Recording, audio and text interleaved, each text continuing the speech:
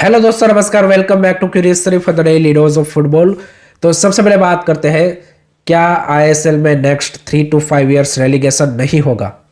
तो दोस्तों, सभी के सभी 14 आईएसएल क्लबों ने एक लेटर लिखा है टू स्पोर्ट मिनिस्ट्री, जहां पे वन ऑफ द डिमांड उन्होंने ये रखा है कि भाई हमें next 3 to 5 years ISL relegation से एग्जेम्पशन दिया जाए due to this uncertainty period of time, due to this transition period of the league, कि जहाँ पे एक शॉर्ट टर्म एंड एक मीडियम टर्म स्टेबिलिटी लाने के लिए this is very very important. And जो इन्वेस्टर है उनका भी कॉन्फिडेंस लीग में बना रहे एंड वो लोग भी आगे इन्वेस्टमेंट करना कंटिन्यू रखें, उस पॉइंट ऑफ व्यू से भी this is a very very important thing. तो ये डिमांड उन्होंने रखी है। उसके अलावा 3-4 और की डिमांड रखी है, जिसमें one of them regarding the stadium availability and infrastructure accessibility की। वहाँ पे भी उन्होंने स्पोर्ट मिनिस्ट्री को बोला है कि आगे आने वाले कुछ सालों में आप हमें स्टेडियम रेंट फ्री करवा दीजिए या फिर वहाँ पे कुछ कंसेशन दिलवा दीजिए, उस तरह की भी डिमांड रखी है।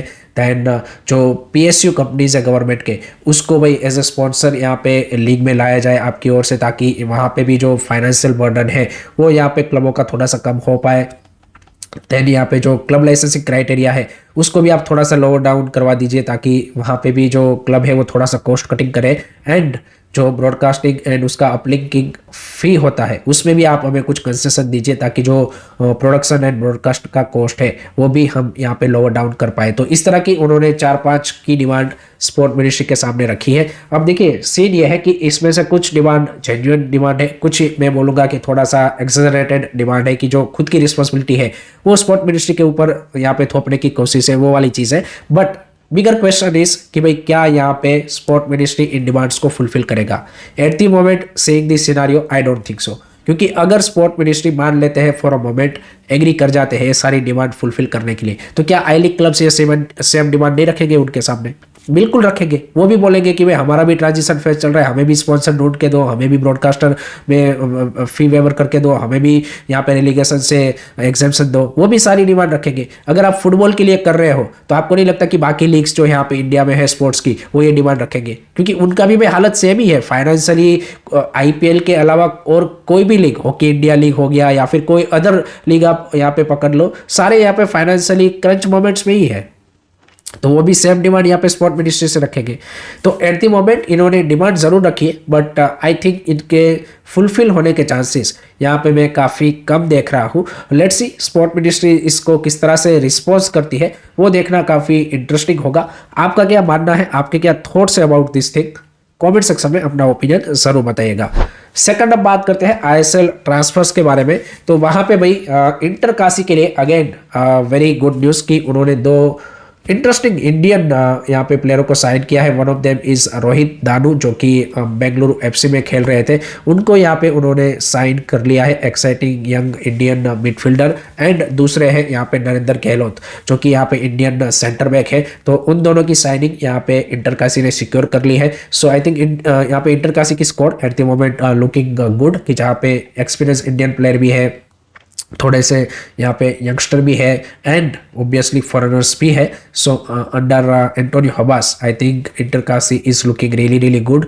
On the other side East Bengal ने भी यहाँ पे अपनी एक इंडियन साइनिंग कंप्लीट की है, and that is Jerry M, जो कि ओडिशा एफसी में एज अ विंगर खेल रहे थे। तो उनकी साइनिंग उन्होंने डन कर ली है। एंड उससे आई थिंक एक आइडिया हमें ये लगना चाहिए कि भाई डेफिनेटली जो आई थिंक नंदा कुमार सिकार है उसको मे बी यहाँ पे वो ऑफलोड कर सकते हैं। बिकॉज अगर आप ईस्ट बंगाल की फ्रंट लाइन देखेंगे, they have lot of options and I don't think so कि इसमें से सभी को फिर गेम टाइम मिल पाएगा। तो उस पॉइंट ऑफ व्यू से भाई यहाँ पे आपके पास पीवी विष्णु है, आपके पास नोरेम महेश है, आपके पास एड्रियन लालरेड्डी है यहाँ पे। सो ये सारे प्लेयर्स है एंड ऊपर से आप जेरी एम को लेके आ रहे हो। So then I think Nanda का यहाँ पे जाना फिर यहाँ पे आप बोल सकते कि ऑलमोस्ट श्योर शॉट हो सकता है। तो उसके अलावा यहाँ पे एससी दिल्ली ने भी एक साइनिंग की है, आशुतोष मेहता, इंडियन एक्सपीरियंस यहाँ पे full back come centre back, and उसका भी इंटरेस्टिंग साइनिंग है from the SC Delhi side. On the other side उनके जो की फॉरनर थे ब्राजीलियन डिफेंसिव मिडफील्डर आल्बा, वो यहाँ पे क्लब को लीव कर चुके हैं। So that was a little bit shocking one, but I think SC Delhi will definitely make 1 or 2 more signings so in foreign quota. So देखते हैं उनकी ओवरऑल स्कोर किस तरह से बनती है। आई थिंक इंडियन प्लेयरों में most of the players they have are the you can say younger ones, तो उसमें आशुतोष मेहता का आना एक experience Indian player, I think that is a very very important thing.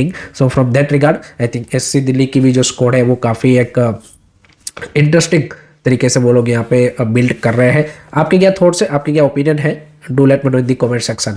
Next उसके बाद बात करते हैं भाई, यहाँ पे इंडिया अंडर 23 के अपकमिंग मैचेस का अनाउंसमेंट हो चुका है। सो जो मार्च की फीफा विंडो है यहाँ पे 25 मार्च टू 31 मार्च, उसमें भाई यहाँ पे अरुणाचल प्रदेश में एक ट्राई नेशन टूर्नामेंट ऑर्गेनाइज होने वाला है कि जिसमें इंडिया, तजाकिस्तान एंड भूटान की जो अंडर 23 टीम है वो पार्टिसिपेट करेगी। सो दिस इज गुड, हमारी जो अंडर 23 टीम है उसको रेगुलर जितने भी फीफा विंडोज अभी तक यहाँ पे पिछले साल के और इस साल का ये पहला फीफा विंडो होगा उसमें यहाँ पे मैचेस मिल रहे हैं। And as we all know I think September October में हमें यहाँ पे एशियन गेम्स में भी यहाँ पे खेलना है। नो डाउट अभी तक गवर्नमेंट ने वो यहाँ पे अप्रूवल नहीं दिया, but I think at the end मिल जाएगा।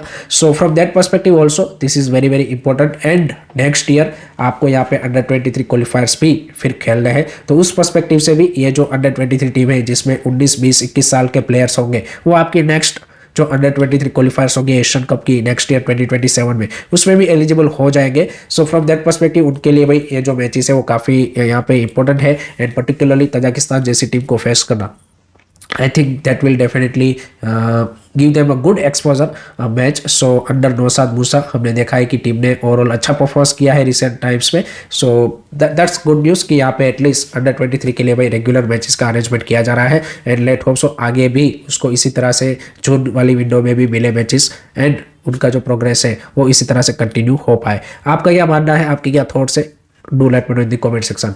उसके बाद बात करते हैं भाई कल किक ऑफ हुए साफ अंडर 19 वुमेन्स चैंपियनशिप के बारे में कि जहाँ पे इंडिया की जो अंडर 17 टीम है उसने अपना पहला मैच खेला against the host Nepal and 1-0 से वो मैच ये जीत गए। हमारी जो न्यू हेड कोच है अंडर 17 वुमेन्स टीम की पामेला कोंती, उनके अंडर ये पहला मैच था। अगर मैं परफॉर्मेंस की बात करूँ तो उतना ज़्यादा मैं नहीं बोलूँगा कि मैं इम्प्रेस हुआ एंड टीम ठीक ठाक खेली, बट एक विन हासिल किया है पहले ही मैच में। So that is a good result. And Pamela Conti के अंडर ये पहला मैच है, सो ज़्यादा उस तरह से हम अभी जज नहीं करेंगे, let her give some time. And I think उनको भी ज्वाइन हुए अभी कुछ ही दिन हुए हैं। सो थोड़ा सा टीम को सेटल डाउन होने दीजिए एंड उसके बाद we will get a more idea. But good start of the tournament and the next challenge is Bangladesh, तो वो आई थिंक काफ़ी इंटरेस्टिंग मैच होगा, वो काफ़ी एक टक्कर वाला मैच मैं मानता हूँ कि होगा। एंड वहाँ पे ये जो हमारी अंडर 17 गर्ल्स है उनका एक रियल टेस्ट मैं बोलूँगा कि इस साफ अंडर 19 चैंपियनशिप में यहाँ पे होगा against the toughest opponent. So from that perspective let's see how they are gonna continue their progress and आगे किस तरह से परफॉर्मेंस में और ज़्यादा हमें इंप्रूवमेंट देखने को मिलता है वो देखना काफ़ी इंटरेस्टिंग बन जाएगा। लास्ट में बात करते हैं थोड़ा सा वर्ल्ड फुटबॉल के बारे में कि जहाँ पे कुछ कल हमें सैटरडे नाइट्स को धमाकेदार मैचेस देखने को मिले यूरोप के टॉप लीग्स में। जहाँ पे अगर हम पहले प्रीमियर लीग से शुरुआत करें तो उसमें भाई Arsenal back to winning ways after that lost against Manchester United. तो भाई उन्होंने लीड्स को यहाँ पे 4-0 से हरा के अपना जो टाइटल कंटेंशन है उसको और ज़्यादा यहाँ पे मजबूत किया है। चैंपियंस लीग में they are unbeaten and Premier League में भी वो विनिंग वेज पे आ चुके हैं। 4-0 की कन्विंसिंग विक्ट्री उन्होंने हासिल की है। सो मिकेल आर्टेटा की टीम यहाँ पे अगर इसी तरह से आगे प्रोग्रेस करती रही then definitely they can achieve something historical this season. And the way they are playing defensively and offensively in this match particularly, I think it was great to see. So let's see क्या वो इसी momentum को यहाँ पे league में भी कितना carry forward कर पाते हैं। That will decide their Premier League title race. उसी के साथ यहाँ पे चेल्सी ने भी भाई कल एक थ्रिलिंग मैच में 3-2 से यहाँ पे वो लास्ट इंजरी टाइम में भाई यहाँ पे एंजो फर्नांडिस के गोल के थ्रू भाई एक